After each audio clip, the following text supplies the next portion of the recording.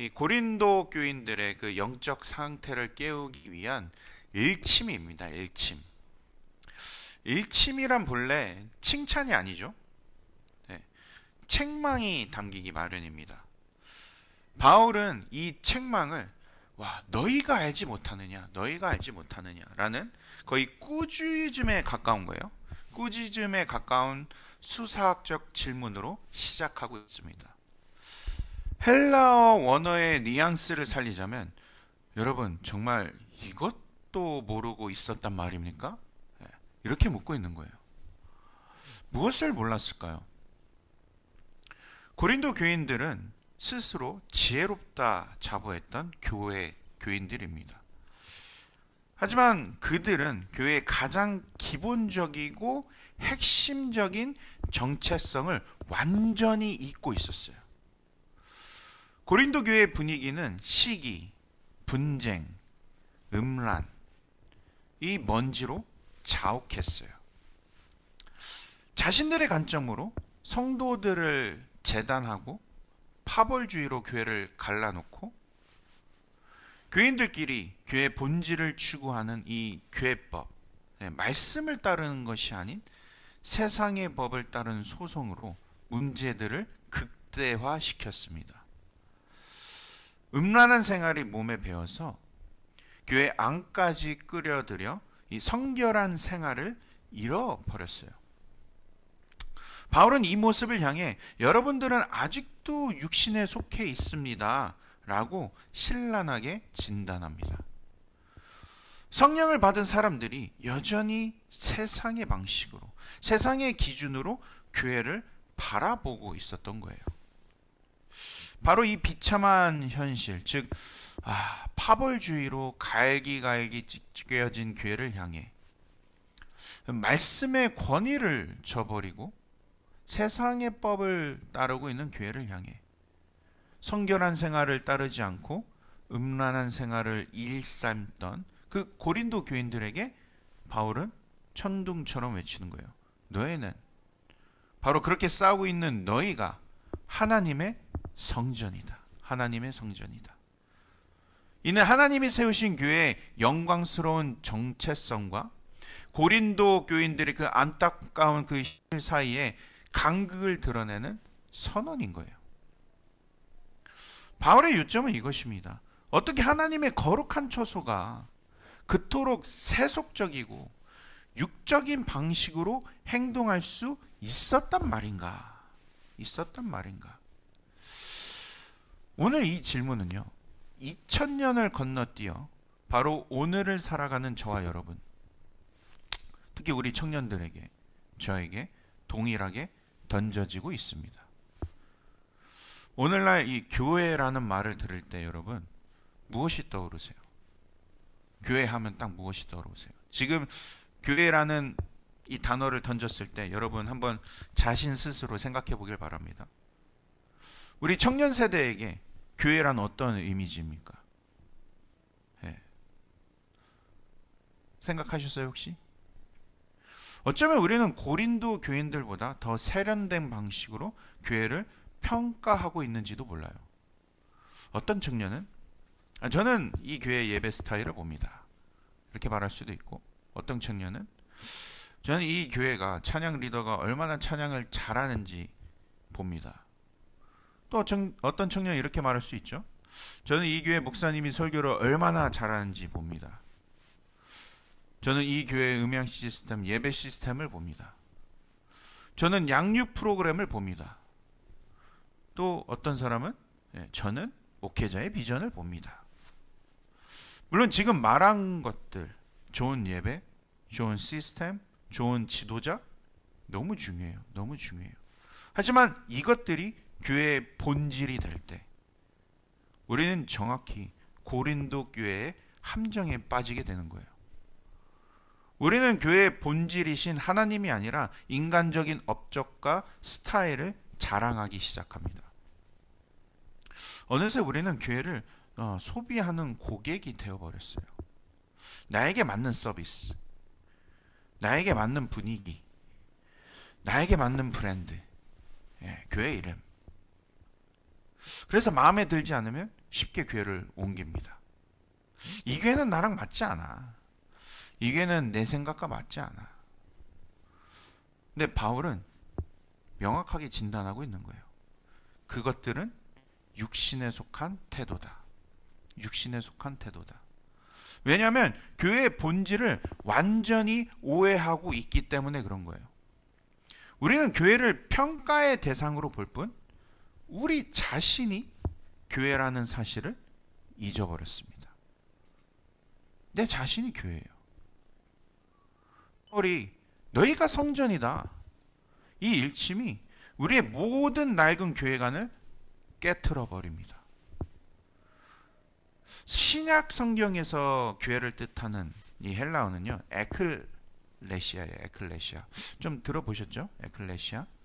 영어로는 뭐 in and out 이렇게 표현을 하는데 이 단어의 본질적인 의미는 건물이나 장소가 아니에요.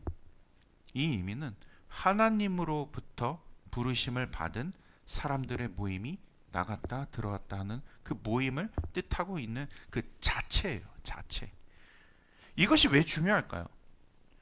우리는 구약에서 신약으로 이어지는 거대한 하나님의 그림을 봐야 됩니다. 구약 시대에 하나님의 임재, 그분의 영광, 이거를 히브리어로 쉐키나라 그러거든요. 쉐키나. 그 하나님의 영광은요, 특별한 장소에 머물렀어요. 그것이 바로 성막과 성전이죠. 성막과 성전.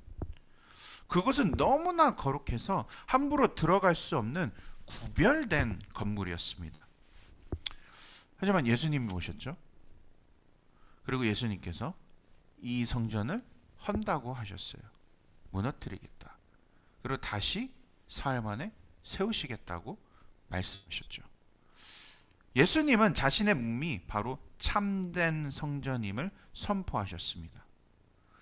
하나님의 완전한 임재는 이제 돌 건물, 철 건물이 아니라 성육신하신 예수 그리스도 한 분 안에 거하는 거죠. 그리고 마침내 예수님이 십자가에서 죽으시고 부활 승천하신 뒤 오순절에 성령이 임했습니다. 어쩌면 이 사건은 우리에게 가장 경이로운 사건이 됩니다. 왜냐? 하나님의 임재가 옮겨진 거예요. 하나님의 영이신 성령께서 이제 예루살렘의 돌 특별한 장소에 거하시는 게 아니에요. 철 건물에 거하시는 게 아니에요. 하나님은 바로 우리 안에 거하시는 겁니다.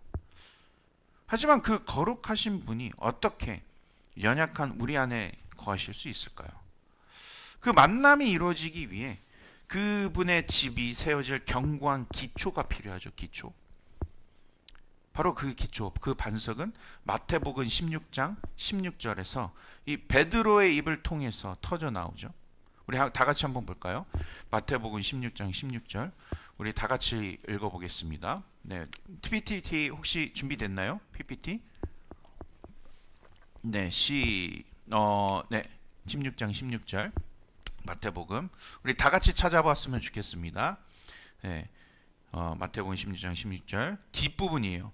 주는 그리스도시요 살아계신 하나님의 아들이시니이다. 주는 그리스도시요 하나님의 살아계신 하나님의 아들이시니이다. 예수님께서는 바로 이 흔들리지 않는 고백 위에 내 교회를 세우겠다고 약속하십니다. 그리고 그 약속대로 하나님께서는 예수님이 나의 주님이십니다 라고 고백하는 바로 그 믿음의 터 위에 우리의 마음에 그분의 그 거룩한 공동체, 교회, 우리가 말하는 교회를 세우시는 것이에요. 결국 하나님의 교회는 차가운 돌로 지어진 건물이 아닙니다. 하나님은 이 동일한 고백을 품은 하나님의 백성들, 하나님의 백성들. 지금 예수님을 주님으로 모시고 있는 이 하나님의 백성들. 즉 베드로 전서에 이런 말이 있죠. 리빙스톤 들어보셨어요? 산돌. 예, 산돌. 산돌이 된 우리 한 사람 한 사람을 친히 엮으셔서 그분이 거하시는 거룩한 성전으로 살아 숨쉬는 공동체로 지금도 지어가고 계시는 거예요. 지어가고 계시는 거예요. 여러분, 이 진리가 여러분의 심장을 뛰게 하지 않습니까? 저도 이번 케냐 선교에서 이런 분을 만날지 몰랐어요. 가슴 뛰는 교회 이야기를 들었는데 바로 중국 지하 교회 목사님을 만났어요. 예. 지하교회 들어보시죠? 중국 지하교회 그것도 담당하고 계신 목사님. 예. 보안상 이분이 어떻게 저랑 이렇게 케냐에서 만나게 됐는지는 자세히 설명해 드릴 수는 없지만 어떻게 예배 드리냐고 물어봤습니다. 궁금하잖아요. 네. 근데 요즘 그 지하교회들이 엄청나게 발각이 되고 있다 그래요. 중국 정부로 인해서. 예배만 드렸다면 발각이 되니까 이제는 월요일부터 토요일까지 4군데 정도 장소를 자기들끼리 정해놓고 옮겨 다닌대요. 옮겨 다닌대요.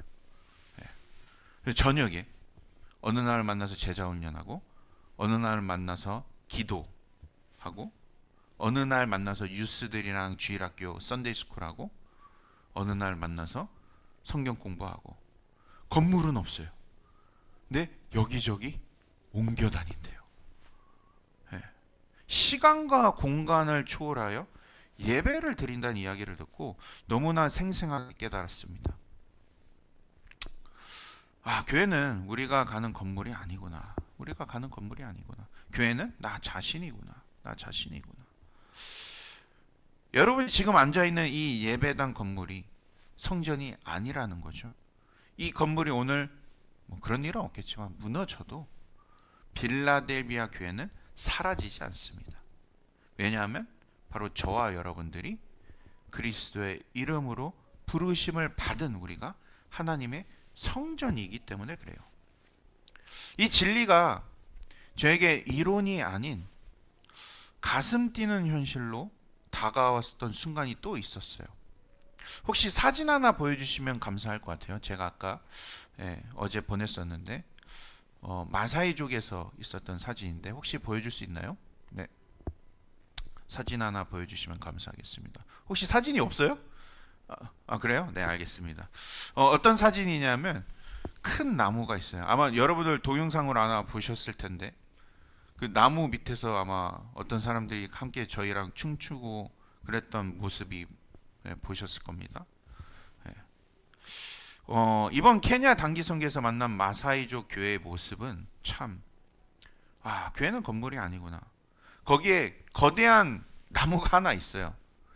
근데 그늘이 되어지지 못해요. 앙상이에요. 거대한 나무 한 그루 딱 있고요. 그리고 그 밑에는 흙바닥이에요. 거기가 교회래요. 예배당이래요. 저는 한때 교회가 잘 갖춰진 시스템인 줄 알았어요. 훌륭한 시설, 현대적인 설비, 이렇게 마이크도 있어야 되고 스피커도 있어야 되고 차양팀도 있어야 되고 PPT도 있어야 되고 우리가 추우면 이렇게 히터도 있어야 되고 현대적인 설비로 세워진다고 굳게 믿고 있었습니다. 하지만 마사이족이 이 교회라고 부르는 곳에 제가 중요하게 생각했던 그 어떤 것도 없었어요. 그러나 그 누구도 의심 없이 그것을 교회라고 불렀습니다. 왜 그럴까요? 그곳에 주는 그리스도시요 살아계신 하나님의 아들이라는 이 고백하는 하나님의 백성들이 모여서 함께 예배하고 우리 왔다고 축복해주고 교제하고 오직 주님만을 바라보고 있었기 때문입니다. 여러분, 교회는 건물을 짓는 것이 아니에요. 물론 건물은 지어야 되겠죠. 그러나 그 전에 사람을, 하나님의 백성을 세워 나가는 곳입니다. 오늘 예배 이후에 우리는 임원 총회가 있습니다. 저는 이 총회가 단순히 내년도 부서를 정하고 직책을 나누는 형식적인 시간이 아니기를 간절히 소망합니다. 오늘 우리가 나눈 이 말씀 안에서 이 시간은 우리의 교회를 더욱 교회답게, 즉 하나님의 백성을 세우는 거룩한 시간이 되어야 해요. 이 자리는 반드시 주는 그리스도시요 살아계신 하나님의 아들이라는 그 신학의 고백 반석 위에 어떻게 하면 우리가 서로 더 잘 섬기고 세워줄 수 있을까? 함께 고민하고 기도하는 자리입니다.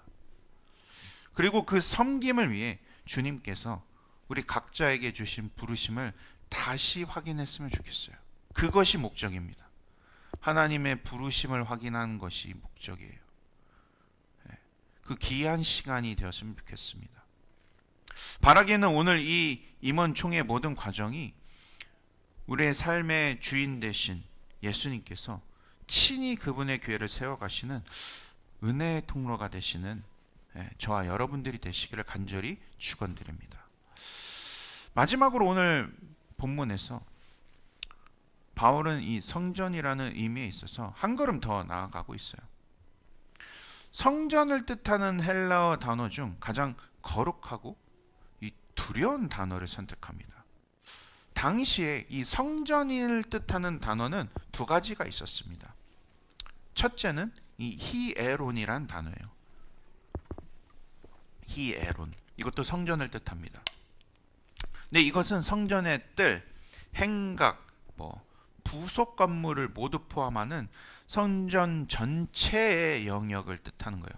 오늘날 치면 주차장 포함해서 마당 앞까지.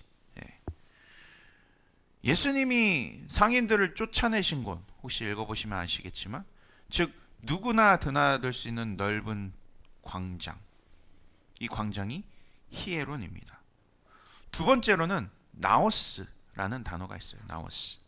이곳은 성전의 핵심 건물, 오직 제사장들만 들어갈 수 있는 성소, 1년에 단 한 번 대제사장만이 들어갈 수 있는 이 지성소를 의미합니다. 나오스는 하나님의 영광이 실제로 임재하시는 바로 그 장소를 말하는 거예요. 근데 오늘 본문에서 16절에서 사용한 단어 있잖아요. 너희가 성전이지 알지 못하느냐 일침을 날렸을 때 이 사용한 이 성전, 히에론을 썼을까요? 아니면 나오스를 썼을까요? 1년에 단 한 번 대제사장만이 들어갈 수 있는 하나님의 임재를 가리키는 지성소. 바울은 이 교회를 향해 여러분은 그냥 하나님을 예배하기 위해 모이는 넓은 뜰 히에론 정도가 아닙니다 라고 말하고 있는 거예요. 사도 바울은 여러분들은 하나님의 심장이 뛰는 곳, 하나님의 숨결이 머문 그 지성소 나오스입니다 라고 선포하고 있는 겁니다. 선포하고 있는 거예요. 이 진리가 우리 청년들 교회관을 새롭게 세웠으면 좋겠어요. 그럼 어떻게 세울 수 있을까? 저도 구체적으로 생각을 해 보았습니다. 한번 세 가지로 생각을 해봤는데, 첫 번째로는 우리는 교회를 평가하는 소비자가 아니라 교회를 함께 세워가는 지체임을 깨달아야 합니다. 이게 나오스예요. 오늘 우리가 가질 임원 총회는요, 바로 이 거룩한 집을 세워가는 구체적인 과정입니다. 구체적인 과정. 성경이 너희에게, 너희가 성전이라고 말할 때 이 너희는 결코 단수가 아닙니다. 복수를 말하고 있는 거예요. 나 혼자 성전이 될 수가 없습니다, 여러분. 우리 모두가 서로 연결되어 함께 지어져 갈 때 비로소 하나님의 거룩한 처소 나오스가 되는 것입니다. 이 진실은 우리가 교회를 바라보는 그 시선 자체를 바꿔놓는 거예요. 더 이상 이 교회가 나에게 무엇을 해줄 수 있는가? 내가 무엇을 얻을 수 있는가? 라는 이 소비자의 자세로 이곳에 머물러서는 안 됩니다. 대신 우리는 나는 이 거룩한 성전에 살아있는 한 부분으로서, 리빙스톤으로 하나님이 부르신 바로 이 자리에서 어떻게 공동체를 함께 세워나갈 것인가, 세워나갈 것인가를 묻는 이 섬김의 자리에 서야 돼요. 교회의 불만이나 아픔이 보일 때 이 비판하며 떠나는 그저 이 성전 뜰 히에론을 밟고 가는 손님이 아니라, 교회는 내 몸으로, 여기는 나오스, 나오스, 하나님의 영광, 그런 심정으로 불만이 보이면 그 아픔을 함께 끌어안고 자신이 선 바로 그 자리에서 거룩함을 회복하기 위해 기도하며 헌신하는 그런 모습. 두 번째로 우리가 알아야 하는 사실은요, 교회 안에 분열이 왜 그토록 무서운 죄인지를 알아야 돼요. 여러분, 오늘 17절에 바울은요 아주 무서운 경고를 합니다. 누구든지 하나님의 성전을 더럽히면 하나님이 그 사람을 멸하시리라. 그런데 여기서 바울은 무서운 언어 유희를 사용합니다. 원래 헬라어 원문에서는요, 더럽다, 이 멸하다라는 단어는 한 단어예요. 그래서 이 경고는 진짜 이것을 의미하는 것입니다. 너희가 하나님의 성전을 파괴하면 하나님도 너희를 파괴하실 것이다. 죄와 심판이 거울처럼 정확히 일치하는 것입니다. 고린도 교회가 성전을 파괴한 이 방식이 무엇이었나요? 바로 파벌싸움, 분열, 음란, 하나님의 말씀보다 세상법을 따르는 마음, 교회 안에서 편가르고 험담하고 시기하고 분쟁 일으키고, 이것은 단순한 인간관계의 트러블이 아닙니다. 이것은요 하나님의 지성소 나오스를 더럽히는 거예요. 그리고 파괴하는 신성 모독 행위입니다. 특히 오늘 임원 총회 때 우리가 이 자리에서 어쩌면 받아들이기 어려운 제안이나 방식이 나올 수도 있습니다.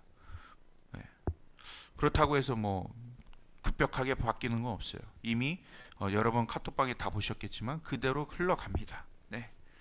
하지만 저는 여러분이 이 자리에 그 어느 때보다 신중하고 거룩한 마음으로 임하시기를 간절히 바라요.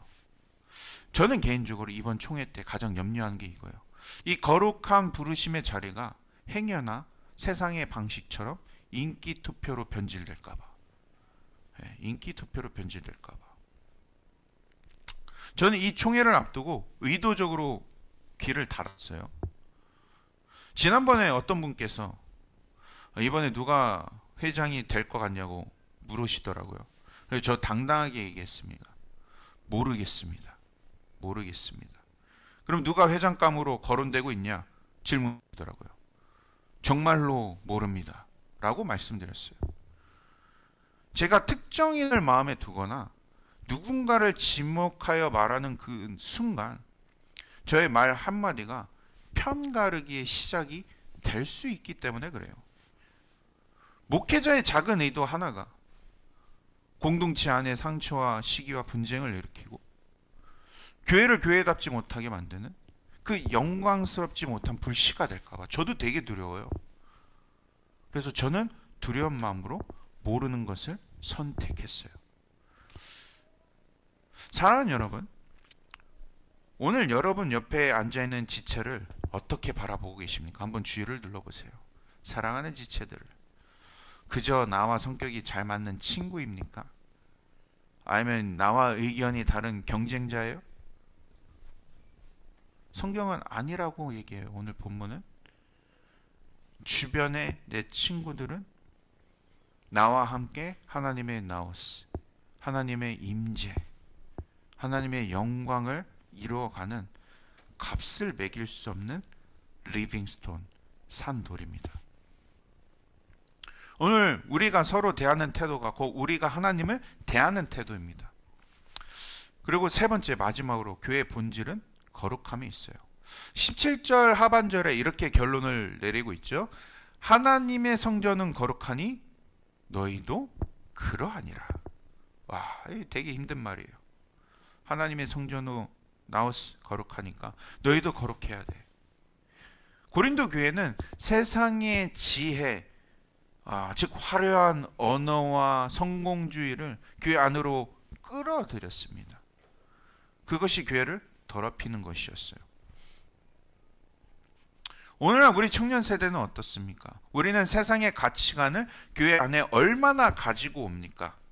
세상의 성공 논리, 스펙 경쟁, 외모 지상주의, 이기적인 개인주의, 이러한 세상의 집, 나무, 풀로 하나님의 성전을 지으려고 할 때 교회는 거룩함을 잃어버리고 세속화됩니다.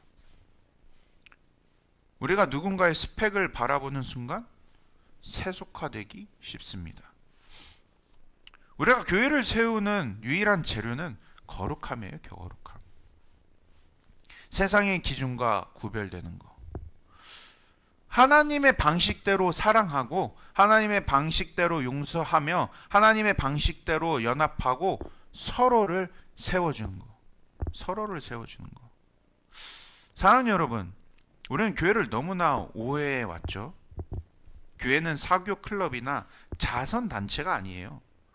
교회는 프로그램이나 시스템이 아닙니다. 교회는 바로 우리입니다. 나예요. 나.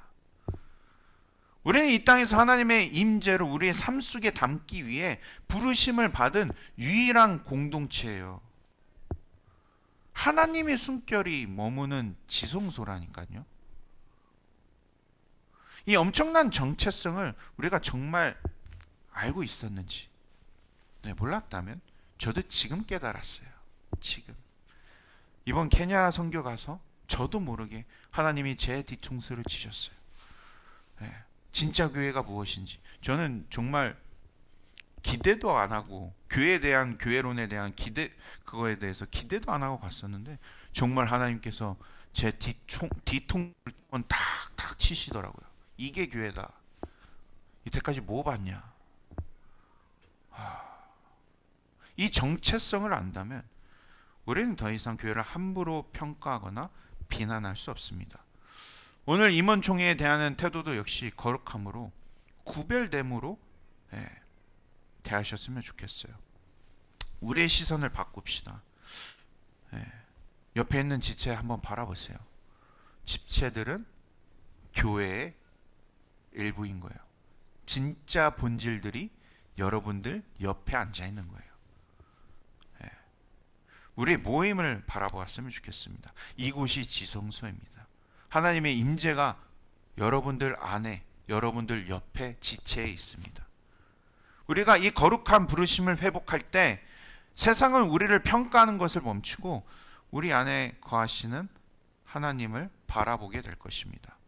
너희가 하나님의 성전, 나오스인 것을 알지 못하느냐? 이 질문 앞에 주님, 이제야 진정으로 알겠습니다. 우리가 바로 하나님의 거룩한 성전입니다라고 고백하며 연합과 거룩으로 함께 지어져 가는 저와 여러분들이 되시기를 간절히